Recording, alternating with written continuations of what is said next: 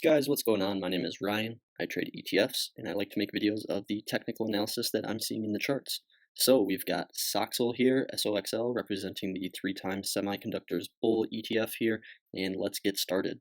So, I don't get a ton of confirmation or, immediate gratification for being correct on my charts, and also I think it's a little bit distasteful to, take immediate satisfaction in my charts, but I've been calling for a bearish case in semiconductors for the better part of the last week and a half, and I just didn't know when it was going to happen. But I saw a lot of bearish things coming into the marketplace, and I see that a lot of good traders got trapped here in this situation.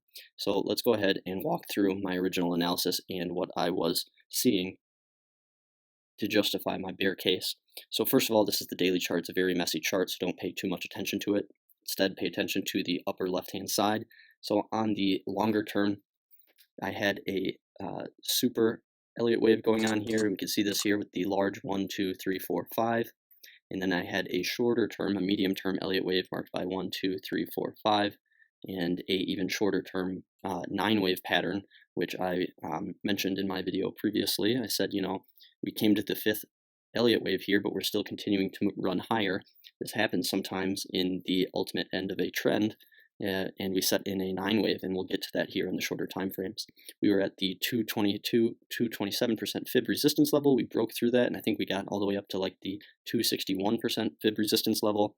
There was a new unsustainable uptrend in price. You can see that this channel held true for many months and months, and then we actually broke out above it, so I drew this new channel line, and this would be an unsustainable, upwards momentum run that we're having, and then we broke out even above this, and simply, this is unsustainable we basically made a parabolic move up. There is a long-term RSI divergence. We were at the top of the channel, and there is a head and shoulders forming. What I mean by the top of the channel is, you want to buy right here at the bottom of the channel and then sell, at the top of the channel. And we were basically gripping the top of this channel the entire time.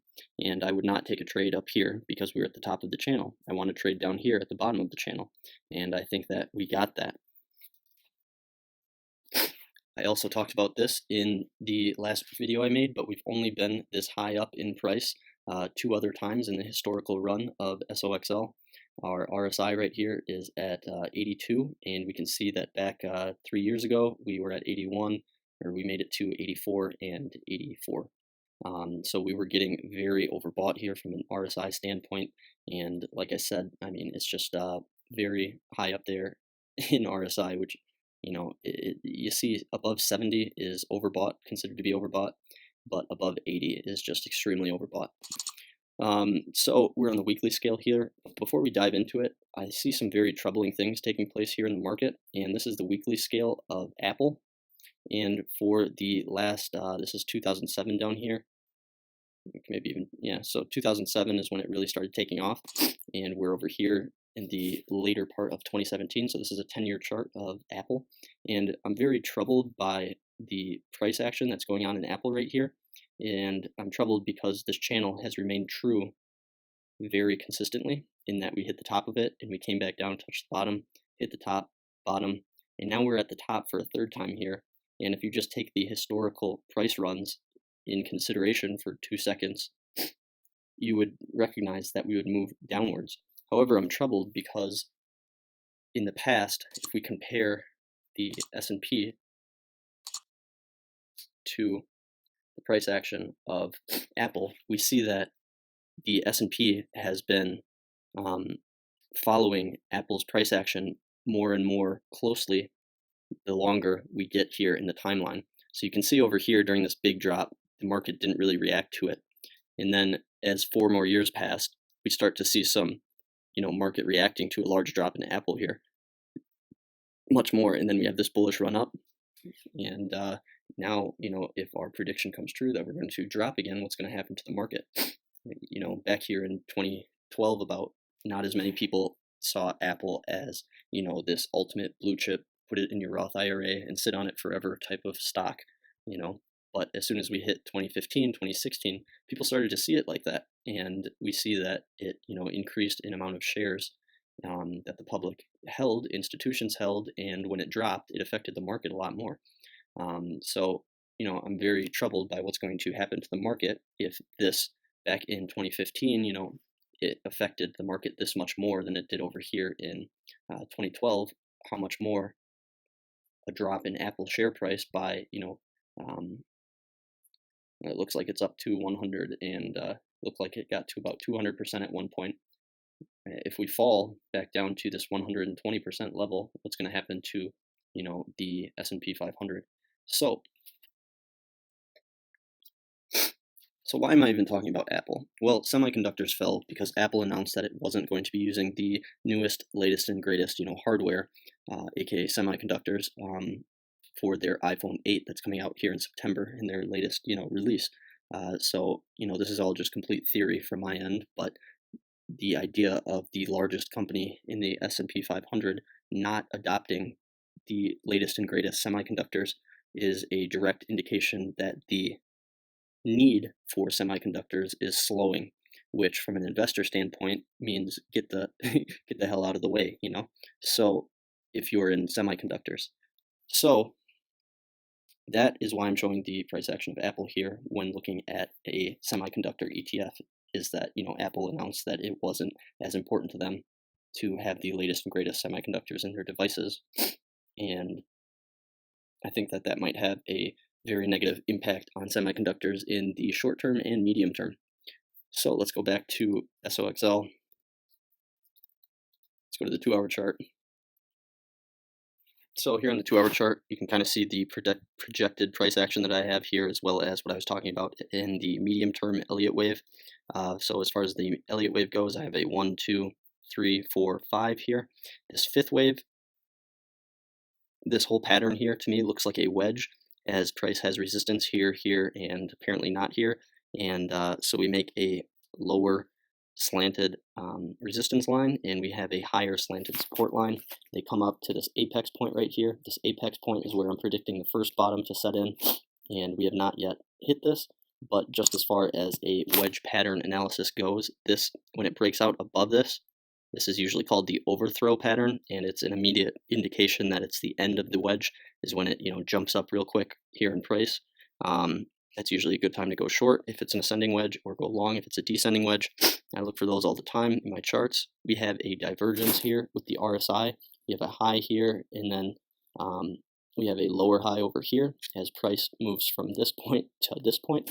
So this is just a long-term divergence that's been playing out. This is a multi-week divergence, and we are finally starting to see it come into play. Moving on to the 1-hour chart. Another interesting thing about wedges to note is that wedges, when they drop out of it, they tend to revert back down to the beginning of when the wedge began, which in this case could either be over here at the 81 mark or down here at the 77.75. I kind of have drawn out here a predicted ABC path for the price and what I'm kind of expecting. Now this ABC pattern might, not play out at all. If you've watched my other videos, you will have noticed that for the semiconductor space, the volatility space, or the technology space, I would never go short. I would never bet against these sectors. However, I still am allowed to have the opinion that they are overbought and they are due for a further correction. That's a starkly different opinion than, actually putting my money where my mouth is and taking the opposite side of the trade, because I just think that these sectors are extremely strong in a longer term basis. But for a short and medium term understanding of the price action, I think that there's a reason or a rationale to be made that we will head lower. You can see this enormous increase in volume right here. It's the largest volume that we've had, it looks like, since over here. So for probably the last 7 months. And I guess we have one right here. Anyways, what I'm trying to show is that we have a huge amount of bear volume coming into the stock. And this little note down here is the 23.8% fib level. It also marks a level of hard support down here. We can see that we have some pretty substantial consolidation that takes place here in the chart. And another thing that kind of concerns me with SOXL is that we basically have a straight shot up. And what I mean by a straight shot up and why that's concerning is that there's little place for price to consolidate, and therefore there are few supports on its way down. You could make the argument that this is a support level, however, this is a weak support level. in comparison to all of the price action that occurs down here. So, and the C would also mark the beginning of our wedge pattern, and so there's reason to believe that price would come all the way down here to C. So let's go to the 30-minute, and on the 30-minute we can see what I mean by the extended fifth wave turning into a 9-wave pattern here. We have our 1, 2, 3, 4, 5, 6, 7, 8, 9.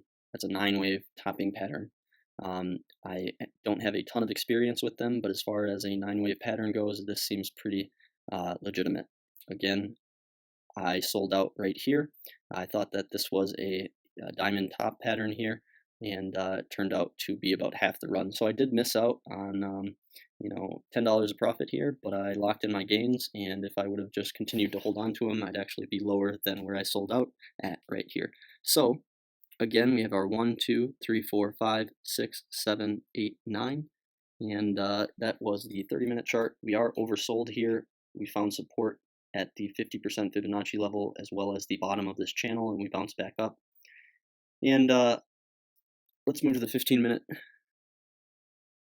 In the 15-minute, we just have my original note from my last video, which was a 9-wave pattern. As soon as we, didn't move lower after this, I have 9-wave pattern, question mark. Let's go to the 5-minute. Yeah, so my first entry point here is going to be at A, and I'm hoping to ride this up a quick $10, and then I'll be interested in seeing what the price action kind of holds here at B. So as far as semiconductors go, I'm short-term bearish, medium-term bearish, long-term bullish. Given the Apple chart, as well as the support and resistance zones, as well as the enormous run-up that we've had, I think that we're due for some consolidation in the short and medium term. That has been my analysis here on the semiconductor sector, and I wish you the best of luck in your trading. All right, bye.